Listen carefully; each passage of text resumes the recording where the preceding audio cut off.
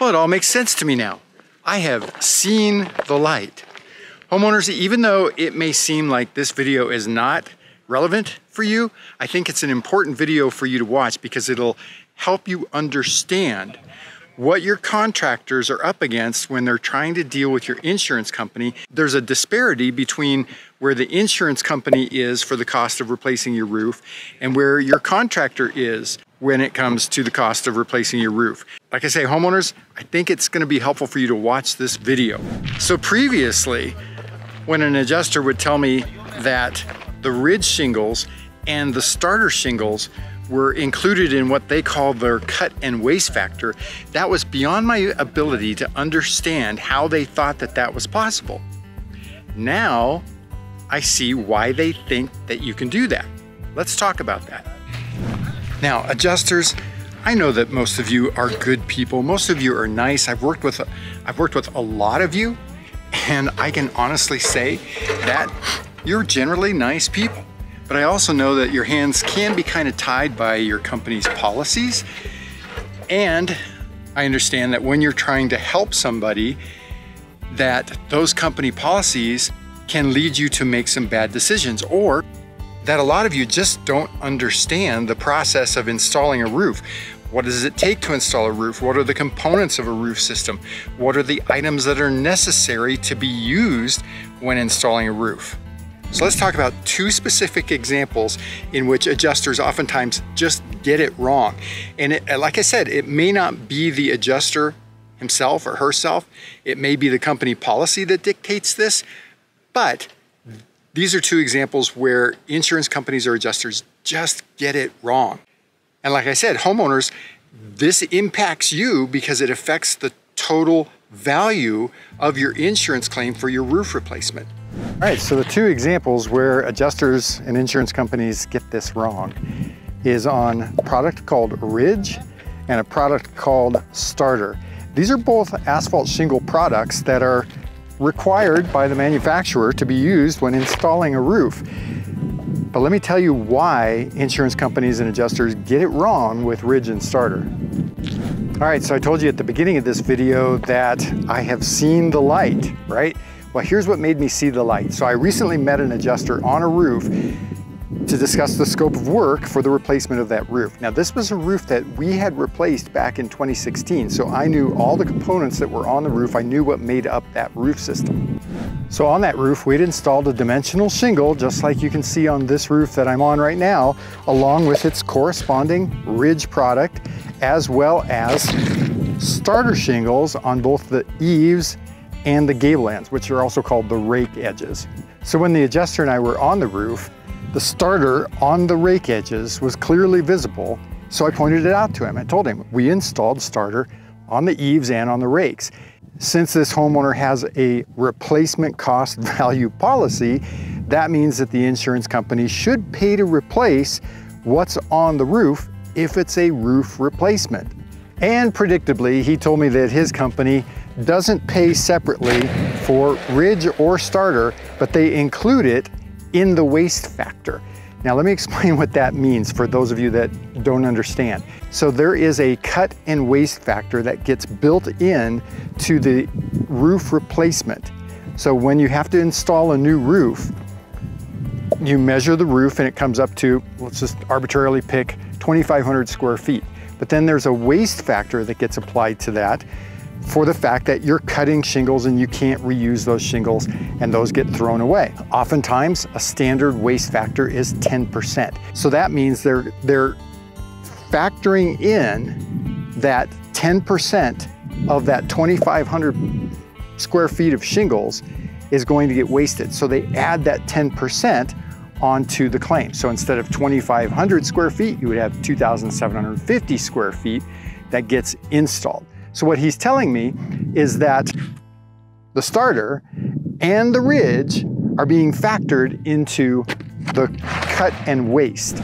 Now remember, we were on the roof and the starter shingles were clearly visible, clearly evident that this was a separate product from what's called the field shingles. The field shingles are what gets installed throughout the whole surface of the roof that you can actually see. So it was obvious that the starter was a separate product.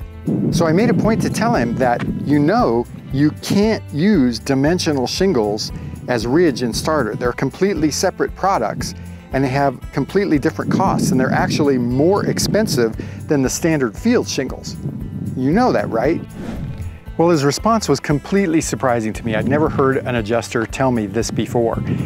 What he said was that his insurance company has this collected group of roofing contractors, probably their preferred contractors. And he said that these preferred contractors are the ones who, as a group, got together and helped their insurance company put together their template and their policy for what products are and aren't necessary to do a full roof replacement.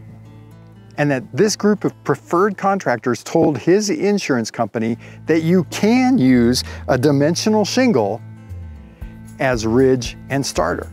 So I asked him if he knew that that policy of using field shingles as ridge and starter was a holdover from the old 3-tab shingle days, because you could do that with a 3-tab shingle. His response was, our policy is what our policy is. Well, let me show you, number one, why you could use a 3-tab shingle as ridge and starter, and number two, why you can't use a dimensional shingle as ridge and starter. Well, I guess you could, but it would look really stupid and wouldn't perform the way that it's supposed to perform. And it would be against manufacturer's installation specs. Okay, remember how I told you that this is starter shingle and this is ridge? Notice on the ridge how it's 3 distinct pieces. In fact, you can bend it and it just comes apart.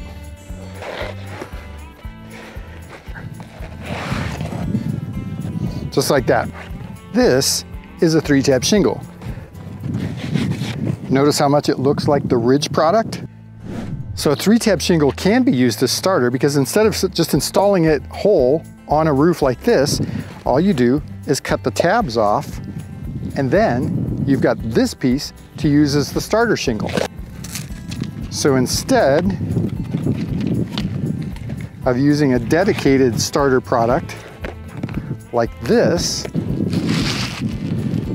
you see, you just trim these off, and now you've got a starter product for a 3-tab shingle.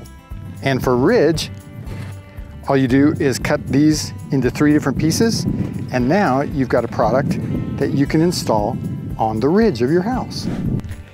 So let me show you what it would look like if you tried to use a regular field shingle, dimensional field shingle, as ridge or starter. First of all, you'd have to go take a shingle and cut it into 3 different pieces, which, when you do that, oftentimes your cuts are going to go right through this second thicker layer of the shingle. Then, when you install it, it's going to have that weird dimensional shingle look. It's not going to just lay nice and flat, but it's going to have all these weird dimensions on it that are going to make the whole thing look just awkward and bizarre. And more importantly, if you'll notice that the 3-tab shingle, if you cut this tab off and use this piece as starter, you've got a seal strip there. So the starter shingles, those go at all the roof edges, and it gives the field shingles something to adhere to instead of just the felt paper. So you would have a seal strip on a 3-tab shingle. On a starter shingle, you've got a seal strip. But if you cut this piece off of an asphalt shingle to use as starter, notice there's no seal strip there. One of the main reasons that you don't want to try to use a dimensional shingle as ridge or starter is because in the shingle manufacturer's installation specs, they indicate that you need to use a starter product and a ridge product if you're installing a dimensional shingle. They don't tell you that you can use a dimensional shingle as ridge or starter. They tell you specifically to use their specific ridge and starter product. So why do insurance companies tell you to use field shingles as ridge and starter? Could it really be that there's a group of roofers who don't know enough about it? What really might be behind it though? Could it just be economics? Could it just be a financial decision? Because a ridge product, the exposed part of a ridge product is only about 5.5 inches. We'll say 6 inches. 12 inches wide. That means that you only have about 15 square feet of actual exposed coverage. Whereas a bundle of dimensional shingles has approximately 33 square feet of exposed coverage. But the price for a bundle of ridge shingles is almost twice as expensive as the field shingle. So why do insurance companies have the policy that they want contractors to use dimensional shingles as ridge and starter?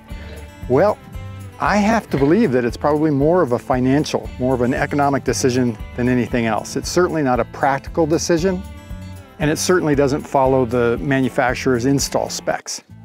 But they know that most homeowners are oblivious to these kinds of details. And they also know that a large percentage of contractors will tell a homeowner, we'll just do the roof for whatever the insurance payout is. And that's what they do. So then if that happens, the contractor is the one that ends up having to eat the cost of the price difference between the dimensional shingles and the ridge and the dimensional shingles and the starter, because he has to buy those products. So adjusters, if you're wanting contractors to have to buy the ridge and starter products out of your cut and waste factor, you need to dramatically increase the waste factor. Not 10%, probably not even 15%, but to cover those expenses. Since those products are more expensive than the field shingle, you're probably going to need more like 17 to 20% cut and waste. So adjusters, now that you've watched this video, do you still believe that dimensional shingles can be used as ridge and starter? I'd love to hear from you. Leave a comment in the comments section down below. Homeowners, if you've got questions about your roof, if it needs to be replaced, if it needs to be repaired, give us a call at our office phone number right up here, 719-433-6991, or you can also visit our website. That's right down here, homesteadroofingcolorado.com. We've got a ton of information out there, lots of blog articles, lots of videos, all of it educational for you. Also, please subscribe to our channel, click the bell icon up there so that way you get notified when we've got new videos. And until our next video, I'm Tracy Bookman, owner of Homestead Roofing.